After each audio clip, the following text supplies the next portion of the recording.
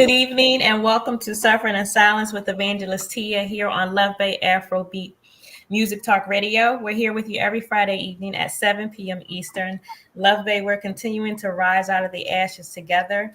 Our topic on tonight is the Oglala Women's Healing Circle.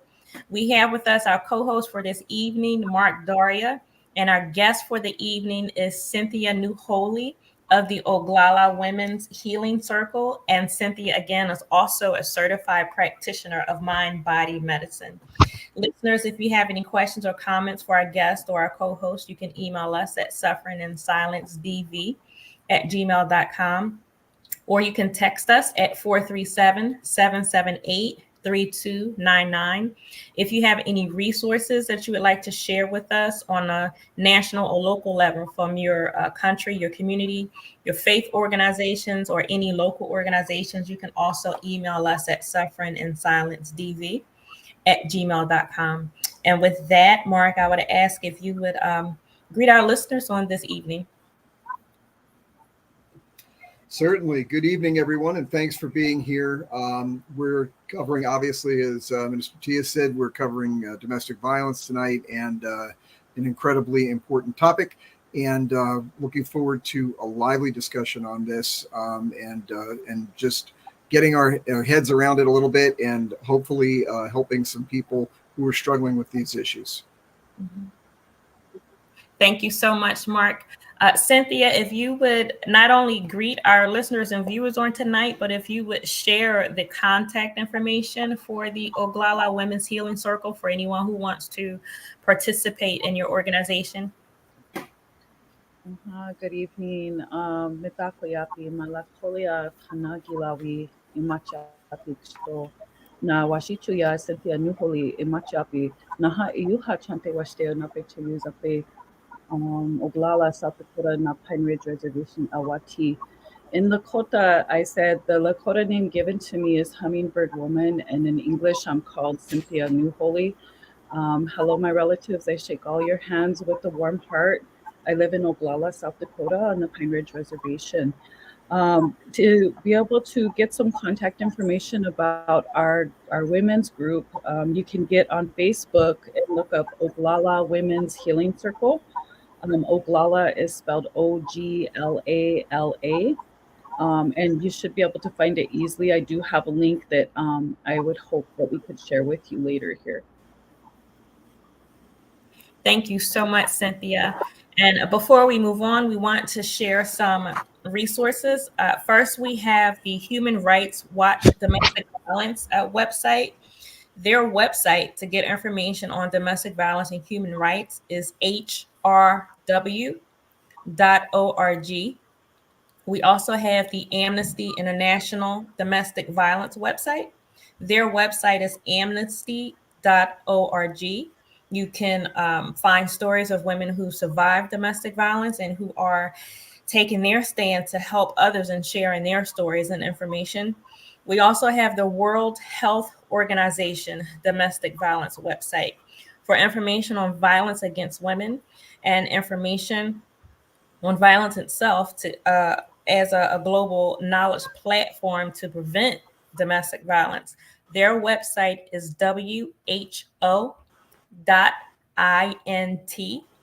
And there are also a couple of articles that we want to share with you. One on domestic violence against women, recognizing patterns to seek help. This is from the Mayo Clinic. So their website is mayo-clinic.org/healthy-depth//in-depth/art-2004837. And that will take you directly to this website, to this article that we wanted to share with you. And the last article that we wanted to share with you on domestic violence is about spousal abuse, intimate partner violence, and finding help, how to find a therapist. So this is a long site. This is from Psychology Today.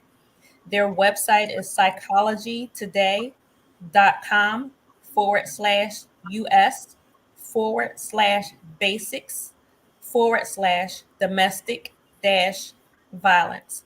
So we encourage you to visit these websites. We encourage you to read these articles, and we encourage you to continue to look for resources on your own to do what you need to do for yourself. And that's part of the conversation that we want to have on tonight. And again, also, if you would like to donate to Ruta Rise Out of the Ashes Inc., my nonprofit, you can visit GoFundMe, look up Rise Out of the Ashes, and you can help us do what we do as we continue to support victims and survivors of domestic violence as well. And so on tonight, we want to go right to Cynthia.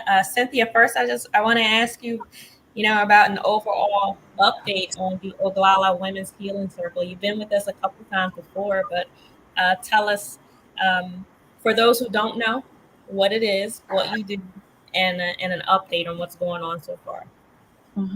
Thank you for allowing me to be here. And I just want to say, forgive me for speaking in front of any elders that may be listening this evening. That's part of our culture to say that. The Oglala Women's Healing Circle originated out of the healing from the trauma that I experienced of domestic violence from a previous relationship. And in this journey of healing, I came across a training. I'm a teacher at Ishnawicha, Iowa. It's called Loadman School in Oglala, South Dakota, an elementary school here. And they sent us to a training back in 2016, 17. And it was about what they call mind-body medicine. And the mind-body medicine program was started by Dr. Jim Gordon. Um, he it's called the Center for Mind Body Medicine. It addresses population wide psychological trauma and was founded in 1991 by Dr. James Gordon, an MD, a former National Institute of Mental Health researcher. He's also a Harvard educated clinical professor of psychiatry and family medicine at Georgetown Medical School and former chairman of the White House Commission on Complementary and Alternative Medicine Policy. He is also the author of Transforming Trauma, The Path to Hope and Healing. So he came to the reservation on request of Edwina Brownbull, is the coordinator at the school called Little Wound in Kyle, South Dakota. And she put together a grant along with other colleagues of hers to be able to bring this program to the reservation and as a training. And again, the reason that they brought it was because at that time there was a high rate of suicide with our Indigenous youth here. So this program was life-changing for me. I was straight out of the trauma of the domestic violence, barely within a year there, still experiencing the after effects that happens when someone goes through a severe trauma, triggers, anxiety, just a lot of inner emotional turmoil. And this program was so powerful on being able to calm my nervous system and to be able to tap into where that trauma was and heal it. There's different techniques that are used by this program to be able to really help calm the amygdala. They call it in the brain, the amygdala. That's your fight, flight, freeze, fawn, that is activated from trauma, and when it is not calmed down, it can really start to tear away at our body and emotions and mental health. So what's amazing about CMBM, Center for Mind, I will be coining CMBM as Center for Mind Body Medicine, is it successfully worked with population-wide trauma in communities challenged by war, poverty, mass shootings, climate-related disasters, opiate addictions, genocide, and in response to the unprecedented psychological trauma of the COVID-19 that had affected us a few years back. So this program was introduced to an audience of elders, educators, youth, a lot of community members that were there. And it was about a 4-day training. And I will tell you, it was like the boot camp for healing. There was so much crying, there was so much releasing. And it basically stems on the center of being able to hold the foundation of sitting in the moment. not worrying about what happened yesterday, not worrying about what's going to happen tomorrow, but just simply like understanding how you're feeling in this moment. And so I went through this training, and um, it inspired me so much. I wanted to go again. I wanted to learn more about it. And they gave me a grant to be able to become certified in the program. And it's quite a task. You have to do about 8 weeks of a circle with 8 weeks of the mind body medicine. And then there's a second one, papers involved, there's lots of stuff. So I was able to, while I was already having these circles, I started the Women's Healing Circle here in Oglala to help our women who have experienced trauma, domestic abuse, sexual abuse, generational traumas, and any kind of trauma. And like I said, the domestic abuse is pretty strong, you know. So with with this, I was blessed to have been certified by this mind body medicine and techniques created by Dr. Jim Gordon, and have been given permission to share these techniques, aligning with the mind body medicine program and my own personal techniques that I've learned on my own healing journey. Um, so it started in 2019. And it was in person, like monthly. The local college here, Oglala Lakota College, sponsored our programs for me to start. And I originally started with just the women because I know, as a domestic violence, uh, you know, survivor, the emotional mental trauma and conditioning that you go through as a victim. The man doesn't want you to go around anyone that's, another man, or so if it's just all women, it's all a safe place in being able to do so. And vice versa, the men that get abused, the women don't want the man going around other women, and we have amazing person here named Emmanuel that's working with our men and the Fatherhood Society. So that's where we started once a month. I donated my own food. I tried to put out there, potluck, and but we would just cook, a meal at least and welcome the women. And at first there was just a couple, and then by the time we continued, I had about 12 relatives, I call them relatives, 12 women that came to the circle. And that's when COVID hit. So by the time we finally got it rolling, COVID hit and we were devastated. Couldn't do anything, as you know. And at that point, we had to reassess. And my colleague, Nosheen, introduced me to Zoom. Never knew what Zoom was before this. Um, and it was this amazing blessing that happened in this going on Zoom, because we were able to reach our indigenous relatives from the West Coast up north as far as Alaska, the East Coast down south as far as Guatemala. We've had relatives come on. And again, I use the term relatives because in our Lakota way, we believe that everyone's our relative, and we're all related. So this beautiful blessing happened. Women would randomly drop in from different places, different tribes. We get to know each other, learn from each other, and share these beautiful mind body medicine techniques to help with stress and trauma. And I haven't quite gone back in person. I tried once or twice, but it's like barely anybody would come, so it's just more efficient to use Zoom. Seems like we get more people that come that way, but we're still working on that. That's one thing we try to do.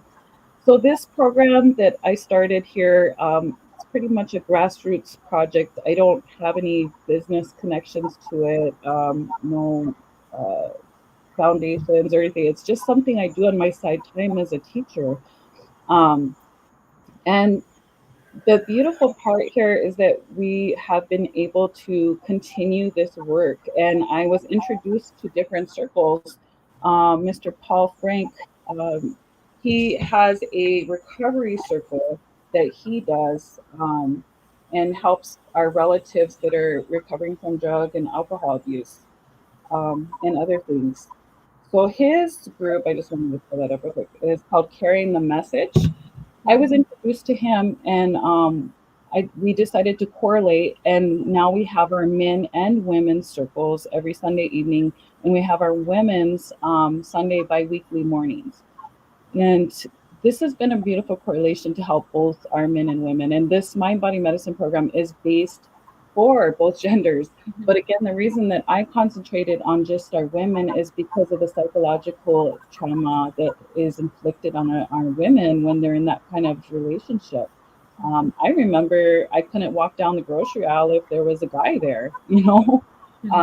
God forbid I looked outside. If there was a guy walking down the street, I would just get blamed, you know. So there's this psychological conditioning that happens to our women, and they can be so strong. Their spirit can be so powerful. Um, and then when this happens, it really deteriorates their spirit, you know, in that sense. And I will be getting to what we're doing now, but I just want to explain a little bit of the history of this, if you guys don't mind. The So from the healing that I went through of recovering from the domestic violence, it was pretty horrific. My hair was cut off. I have a titanium plate here for how many times I was beat up. My teeth were broke out, they were that big, you know. But I feel like the phoenix, you know, rising from the ashes. And I am so powerful and so strong and love myself so much more than I did at that time, being in that relationship. And what I learned in my healing journey is how I felt about myself is what I attracted in my life. So if I didn't feel good about myself, I attracted someone that didn't treat me good. You know, now I'm in a good relationship. My husband is an enrolled member here of the Oglala Sioux tribe. Myself, I'm Scottish Irish ancestry, and I'm the mother of 5 Lakota children. I was basically raised Lakota way. It's what I know, but I'm authentic to myself. You know, I always say that I'm Scottish Irish. But my goal, who I am, is to bring the path of healing to our relatives who've been through that emotional mental trauma. That's what I truly am. That's my goal. That's my fate, whatever you call it. Um, so what we've been able to do with this is continue our Zoom meetings and reach out to whoever wants to come. It's welcome to all women. It's not just our Indigenous women, you know, and I just want to, you know, reference that as well. But what we usually do is every April, because this is when I started the program, is April 2019, is we have what we call a Wopila.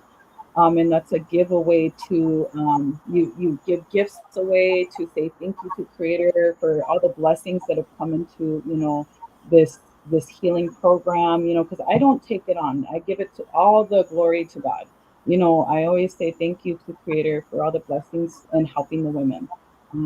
I just show what I've been through, you know, in that sense. And so this last year we changed it up a little bit. We went into action. I just felt this strong guidance to bring this to the streets of our community. And so we had what we called the Domestic Violence Awareness Healing Walk. And it turned out beautiful. We had, I can't remember his last name, but they call him Bull. His name's Emmanuel.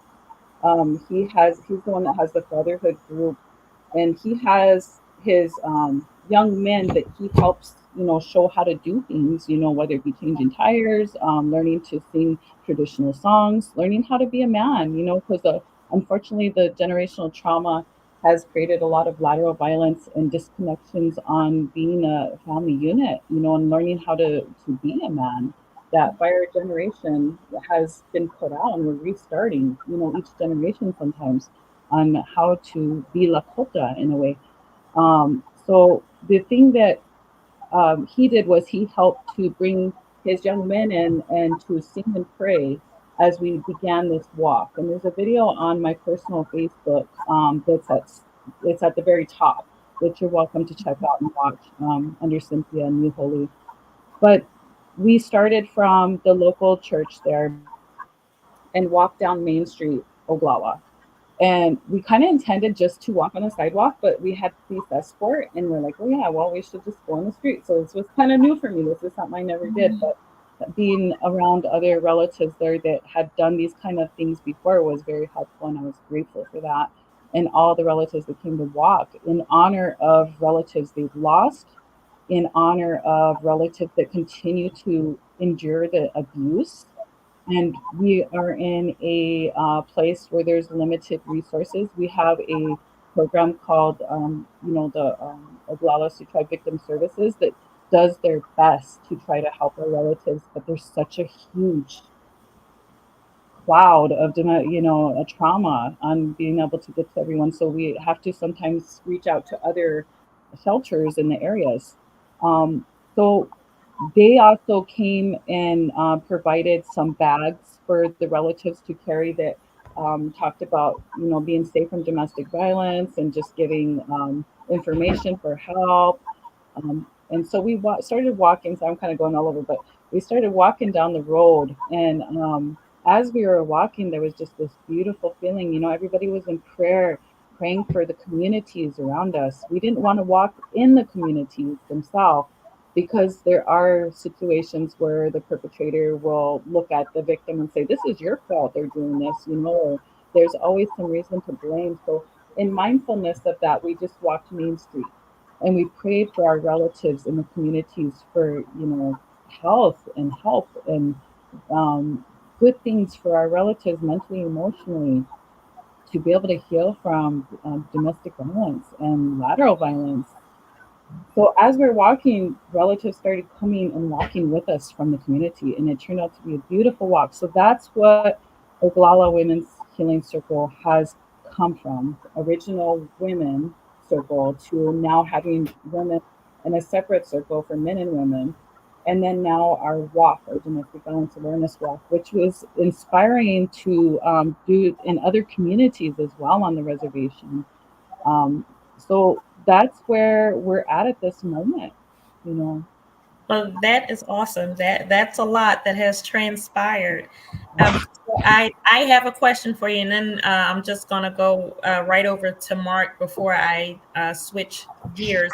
But I want to ask you, uh, how has your personal experience with the trauma you've dealt with, dealing with domestic violence, how has that helped you do what you do?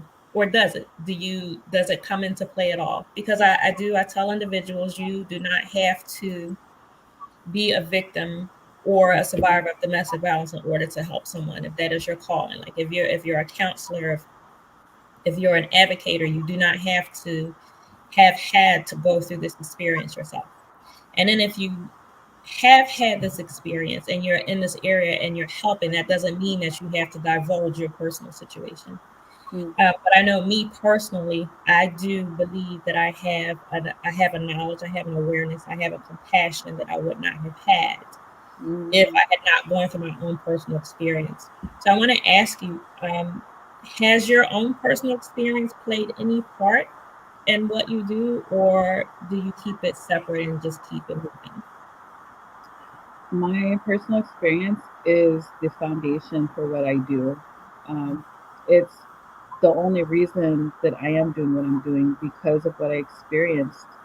Like I said before, that situation, I was very timid. I worried about what people thought of me. I didn't feel self worth or self love. And going through this trauma, you know, I know that it's hard for relatives to understand, but I really look at trauma as a good thing because it propels growth. And if you look at the womb of a mother, if it wasn't for the baby having to go through the trauma of the mother's womb, there would be no life. And I look at that as what's happened in my life. If I didn't go through what I did, I wouldn't transform into being such a healthful self-love, and still learning being, but I'm not. I don't care about what other people think of me anymore. I feel this purpose on what I need to do because of that. So with this mind body medicine work, it's not based on just domestic violence. It's based on any kind of trauma, any kind of stress. Like I said, they go and help, like for example, the relatives of Ukraine that went through the war. There's school shootings. They've gone to places like that, genocide, all sorts of different places that experience a form of trauma. and these different techniques that we use in mind body medicine, such as drawings, meditation, active meditations like dance and movement. There's a lot of different avenues. But yes, to answer your question, my personal experience is the propeller for this program, for doing this. Thank you so much. Mark, do you have a question you want to throw in there or comment? Yeah, a question and a comment. I just think, Cynthia, fantastic uh, representation of what you've been through, and how you've been able to turn that around into the good. And I know we've spoken about this in the past on this show, but it's worth repeating again.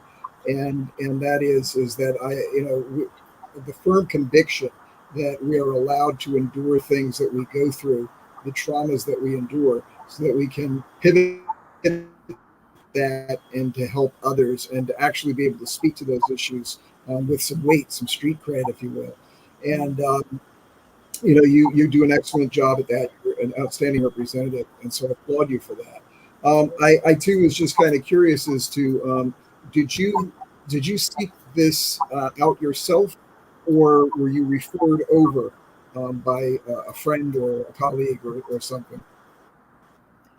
It healed my heart and my mind and connected me to who I am so powerfully. I was inspired to want to know mind body medicine and to be able to help my relatives. And like Tia was asking about, is it like when you go through something like this, should you have to help your relatives? No, that's a choice. That's a choice from your heart. If you don't do it with your heart, then you're not doing it with purpose. And for me, this is all purpose, and being able to Yeah. help those that are on that journey and know that you can get through that. There is a way out of that. You know what I mean? But yeah, I was inspired to want to become certified. My dream job would be to go and be a motivational speaker all over the country and share mind body medicine and go to different schools and help the kids with mind body medicine and things like that. And in my situation right now, I live in teacher housing. There's limited housing here, so if I don't work at my job, I don't have a house, because you have to work there to have this housing. So it's like there's a lot of poverty, there's a lot of limited resources for our relatives here, and I know it's possible. I'm praying one day I break through somehow to be able to do something like that. But for now, this is where Creator wants me. This is what I'm supposed to be doing, and I believe in that. Mm. Yeah. Mark, did you have anything else? No, I think it's interesting, and some of the things you touched on. There's a lot of places to go with it, but you were talking about the what I would say PTSD, the depression that you go through, and I think one of the most interesting things about victims of domestic violence is the so many people do not think of themselves as a victim, and whether this is because of culture or upbringing, there's all kinds of sociological implications and discussions in this, but regardless, that it is that awareness that you are a victim, that you do not have to endure this, that this is not normal, and that you can seek help. These are all incredibly motivating factors that people need to consider, that are hopefully listening to this broadcast, or certainly that if anyone listening to this broadcast knows people that are going through this, can convey to them. You're not deserving of this. You're not a victim per se, even though you may have been perpetrated on you, but you don't have to take it. Right.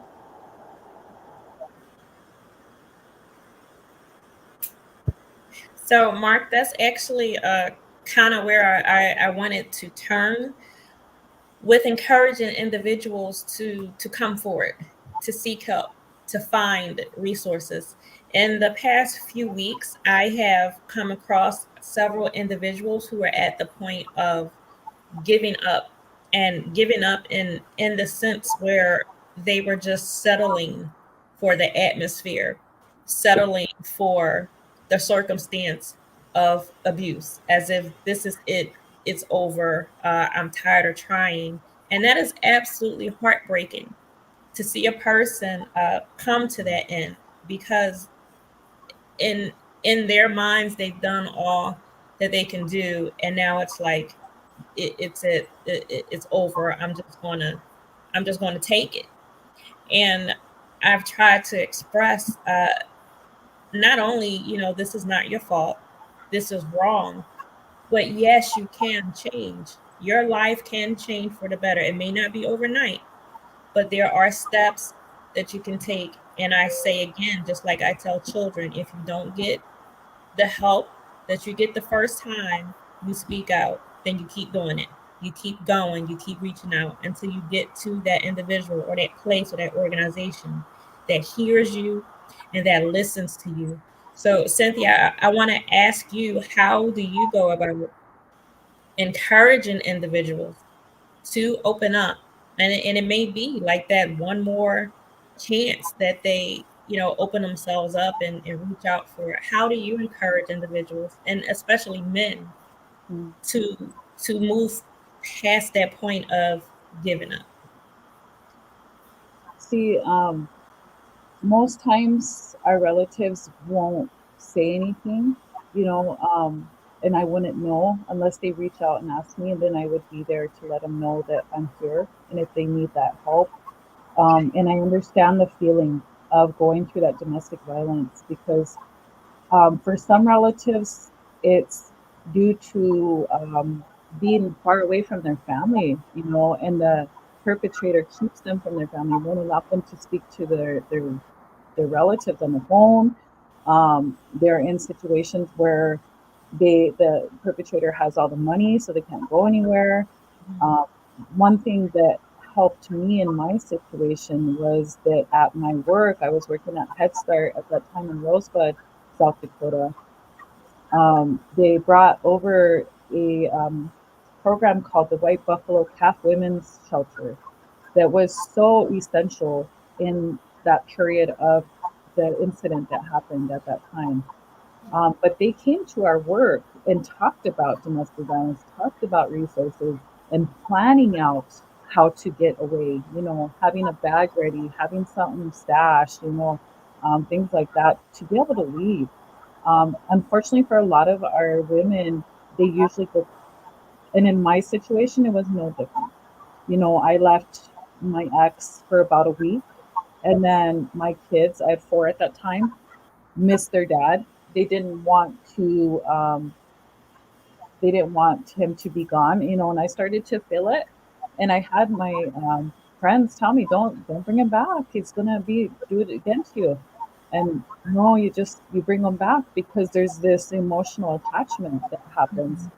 And that was to my demise of going into that physical abuse that happened after that, um, which was very horrific in so many ways. I should have died, but Creator kept me alive and helped me through that situation. I was basically a hostage all night long, being beat up all night long, and in that healing recovery from that, my face was all bruised, my hair was cut off. I was crying blood for 2, 3 days. The left part of my face was numb for about 3 to 6 months before it came back in feeling. And even my dental is affected by it. The nerves are changed and rerouted where they have to numb me a certain way just to be able to numb me. Um, and that was very difficult to go through. You know, the physical heals, but the mental emotional was the hardest to heal from in that situation. So yeah, I think that the conditioning that we go through, thinking that we can't leave and we have to be with that person because of the situations, can be, you know, changed by getting into more resources. The This White Buffalo Catholic Society was so powerful on helping me face my offender. They brought me to court. They brought me to Rapid City, which from there is like 3 hours away, to help with my dental appointments, with the orbital eye surgery I had to have. And I didn't want to face him. And that was another powerful part of my healing was, they encouraged me. They said, you should go. We'll be here with you. We'll have a representative with you. And in the process of this, I got my spirit back, because what happens when we put too much into someone else is we give them a piece of our spirit, and when I faced my offender in that court, my spirit came back to me and I became who I was before I met him in a foundational way, and it's been years now since that time. And every now and then I'll have a trigger that'll come out of nowhere. But using this beautiful mind body medicine program and just observing the feeling, it's okay to feel angry, it's okay to feel mad, it's okay to feel sad, but don't stay there. Observe it. And being able to breathe, and the benefits of simply breathing is powerful in so many ways on our mental, physical, emotional health. So I hope that answers your question there. But Yes, it did. And I believe as we are trying to encourage victims and survivors to move forward in our lives, to change the situation that they may be currently in, or even to deal with past situations, I think we have to remember it's not just the physical part. So there is much of encouragement that needs to happen mentally. There's encouragement that needs to happen emotionally, and encouragement needs to happen spiritually. So it's not all what you can see. It's not all just get your bags and just go, because everybody can't do that. And then in some situations, when you do, you can pick up and leave. You still have to deal with the mental and emotional part. You have to deal with that spiritual part, like the real you, who you are. So as we do want to encourage individuals to get the help that they need, to reach out for resources. But sometimes resources, we think, money. And no, that's not everything. Sometimes a resource is not just the house or home. Those are important things. But sometimes the resource, the very most important one at the moment, could be you need the right therapist. You need to sit in front of the right person who you can open your heart and your mind to, and work through the situation that you're in. And it's not a small thing. And we never, ever on this program want to make anybody feel like you just get up and make a change and everything is great. It takes work. It takes a lot of work. It's hard work. It's scary work. It doesn't feel good. You may not want to, and it's okay. And as Cynthia was saying, you feel how you feel. It's okay, but we really do want to be an encouragement in a way of saying, do something, take a small step, move forward for yourself in some kind of way. And so with that, Mark, I'll give it to you for any questions or comments you want to add in there. As I'm listening to the conversation, I'm just thinking about, and you're hitting it on the head with the psychological and the emotional aspects of things as well. You almost want to consider it from a twofold perspective: the perpetrator and the victim. And we need to understand that the perpetrator's motivation is about control. It's about manipulation of people to whatever extent necessary. And I think one of the fascinating things we don't really consider very much, because we think of it in terms of physical abuse more than anything else, I think, in the general population. But it is psychological. It is emotional. Emotional to the standpoint where the perpetrator can threaten the children, even threatening pets, which, again, we don't think about it, but actually animal cruelty is linked into this. We touched on the idea of substance abuse. Alcohol is a great motivator of this, and we need to be honest and upfront about that, and discuss that as well. People who normally might not do this, when they're imbibing a bit too much, have a road. One of the interesting things that I found is, in my readings, was that essentially, depending on the definition being utilized, 1 out of every 2 women in the United States has been a victim of domestic violence. Again, depending on the definition utilized. And about 1 in 10 men. So this, and that number is nationally, and depending on what region of the world you go into. So this stuff is just absolutely staggering, and we're talking about from the victim standpoint. Where there's, again, cultural taboos that are in many places in the world, in places like India, where you wouldn't necessarily be thinking in these terms. But you have numbers that are 30-40% of the people, male and female, are justifying domestic violence. And just in other countries in Africa and other parts of Asia, that number could even go higher. Latin America as well. So it's just absolutely staggering when you start talking about this. And actually, I would like to, Cynthia, as I'm thinking about that, you're involved in an organization that is very international. I did see in some of your on the website that you're in some very interesting places, namely Israel, namely Gaza, namely Ukraine, in addition to a host of others. But obviously, those three places are very high profile in the news. I'm wondering if you could just circle back and give us, I know we're constrained for time, and any one of those could be a 4-hour topic in itself. But if you could just give us a general overview of some of your thoughts or some of the things that you're aware of in each of those three regions in particular. So the Center for Mind Body Medicine, and you can also look that up, cmbm.org. We have colleagues all over the world. In the area that I'm at, I'm working more on the trauma and the war on trauma here. I'm not very familiar with the experiences of war that are going on the other side of the world. At this moment, I really try to concentrate on the generational trauma and the inner war that our relatives go through here, which is just as you know, what do you call it? Damaging as it is, and the physical wars that are going over there in a different way, and none of them are good, in any sense. And we want to encourage peace. We want to encourage forgiveness. And one of the powerful mind body medicine techniques is the forgiveness meditation. And it was the first one that I learned. And in my healing journey, what I've learned is that if we hold on to that hatred of what the perpetrator did to us, then we will never fully heal. And in my experience, my ex, he as a little boy witnessed his dad beating up his mom. And that's where he learned it from. And he never healed from it.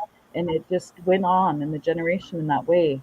And that's where we need to stop the war of trauma, the war of generational trauma, to be able to heal from that and to be a whole healed person.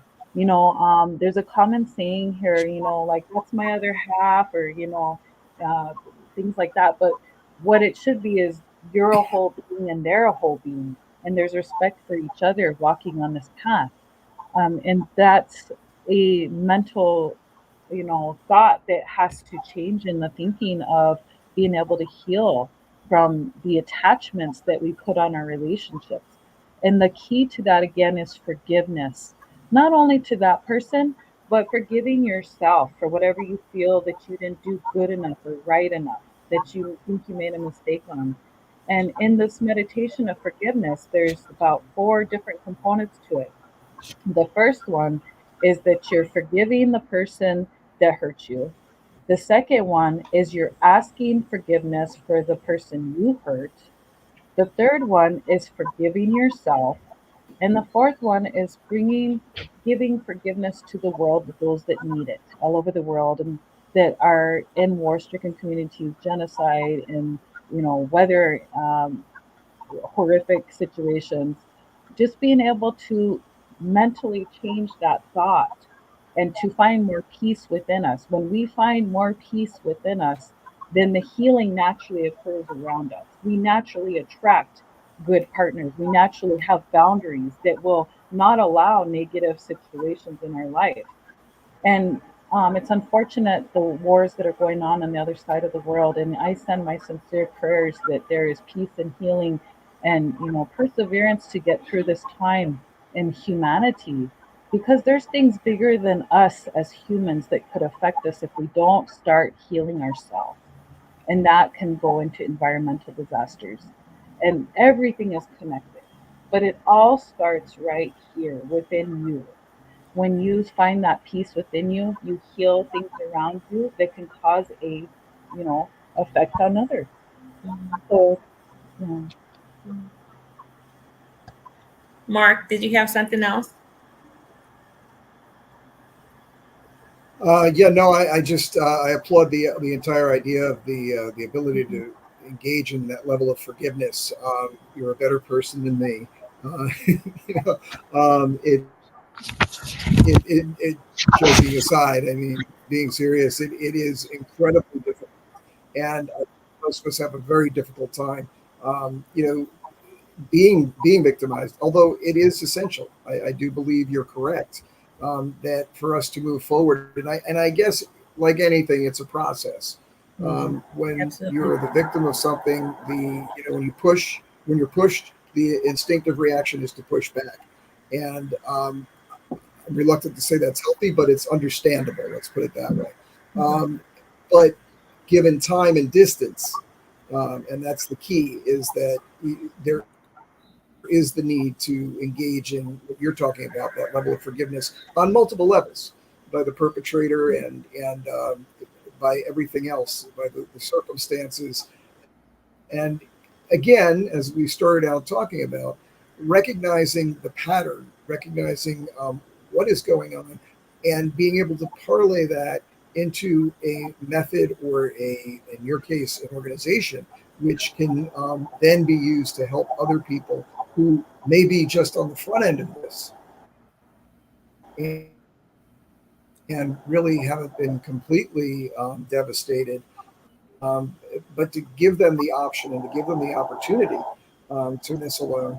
That that again, one of the most interesting things is people really just kind of hunkering down and accepting the situation, not really recognizing that there's anything that they can do to get out of it. And I still have difficulty wrapping my mind around that. Having grown up in a bad area in New York, my response was always to push forward, not always in the nicest ways, but self preservation is a very strong instinct for me, and it I have trouble relating to people who just absolutely and I'm not speaking that down. I understand how that can happen. In fact, I think most people's circumstance, most people avoid the confrontation, back off, and unfortunately that means submission, and that is not necessarily healthy. And what you touched upon, the intergenerationalness of this, when children see their parent being dehumanized, the loss of empathy, the loss of self-esteem and esteem for the parent. It is just it's changing the dynamic. It's changing the whole worldview, and it's taking that innocence from a child. All of that, leaving aside what it's doing to the person being victimized. So it's on so many levels. It's staggering. And so I think, Cynthia, you want to say something? Oh, yeah, thank you. What came up for me when you were talking about that, and this is a technique in mind body medicine, is we're always bringing it to ourselves. If something triggers us that someone says or inspires us, we don't cross talk and talk directly to them in our circles. We say, what's coming up for me, what I'm feeling, what I'm acknowledging myself. And just like a child, when the child comes up to you and says, "Look what I drew. Here's a rock. Look what I found." They want that acknowledgement. Well, our inner child wants that acknowledgement, our inner feelings, the emotions. You can look at them as a child. And when we acknowledge those feelings that are coming up, it helps to release something, it helps to heal something. And one beautiful thing about the mind body medicine program and many things, but is that what I've had relatives that come in the circle and they have been inspired by mind body medicine, And the goal is we want them to start their own circles eventually. They don't have to if they don't want to. But the goal is to keep those ripple effects going, to help the healing of others through their own healing, through their own, specified situations that they could help. Some may be in recovery, some may be, in different traumatic situations that they heal from, that they could help others. So that's one of the goals that is part of my body medicine that is beautiful because it has reached the whole world. The ripples have affected the whole world through Dr. James Gordon's creation of this program, inspired by lots of cultural and different techniques, spiritually, mentally, physically. It's a beautiful program. Mm-hmm.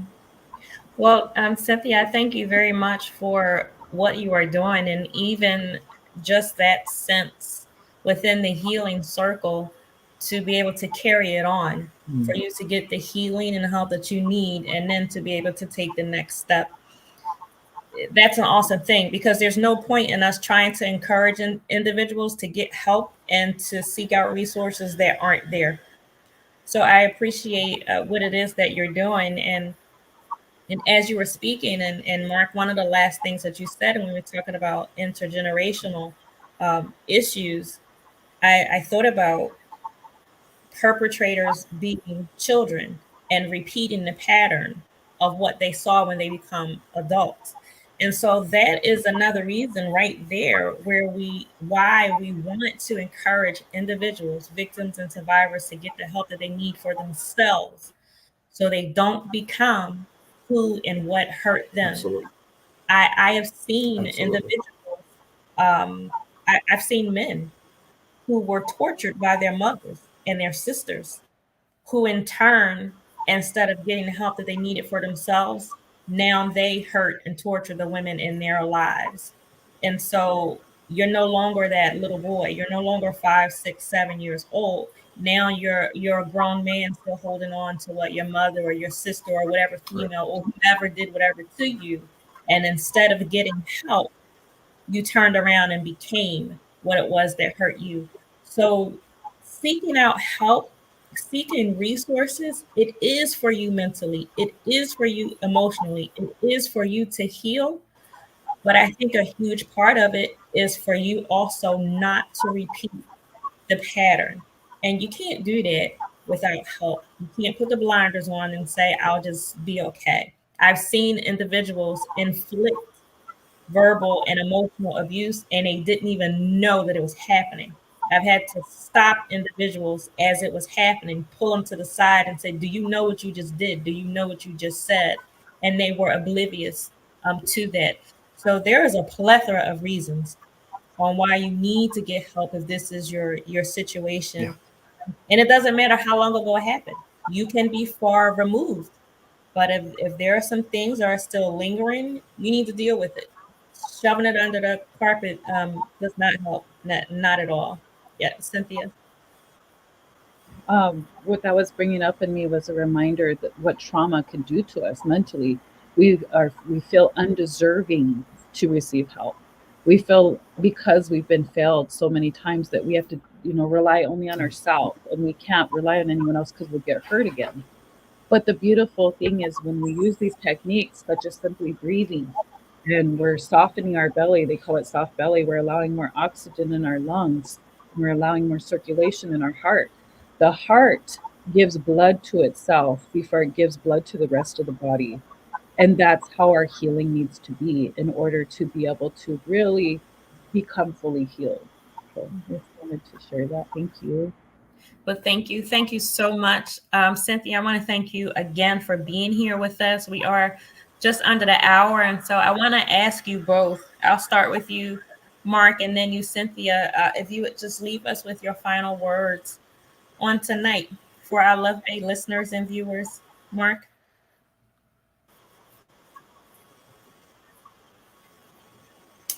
Yes, riveting conversation. I thought it would be, and it certainly was. Again, Cynthia, you're an excellent representative for your cause. I am sorry for the traumas that you've gone through, but again, I applaud that you're able to turn that in a fashion that's able to help others, and urge you to continue in that.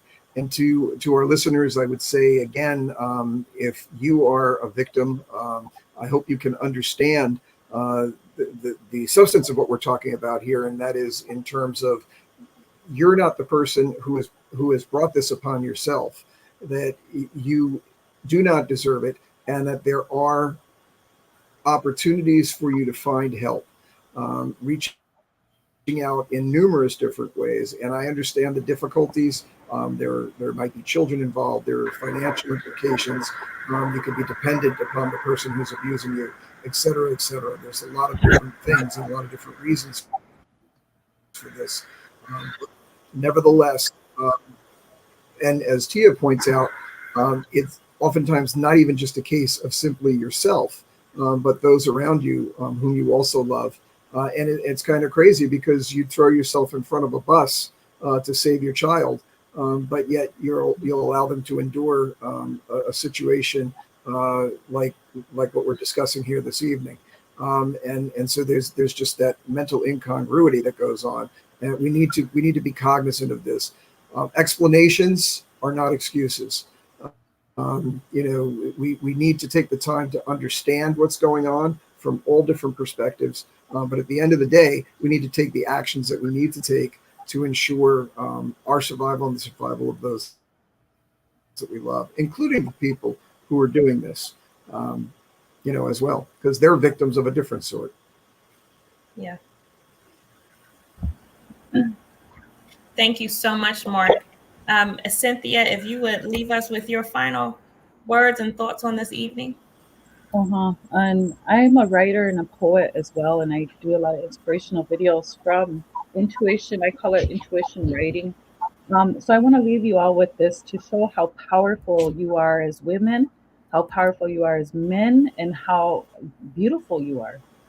So did you know that Unchimaka in Lakota, that means Mother Earth, or as we know her, Mother Earth, to become who she is, had to take hits left and right from asteroids, comets, and space dust. She absorbed and grew all this to become the big, beautiful planet that she is for us to live on, that we know her as now.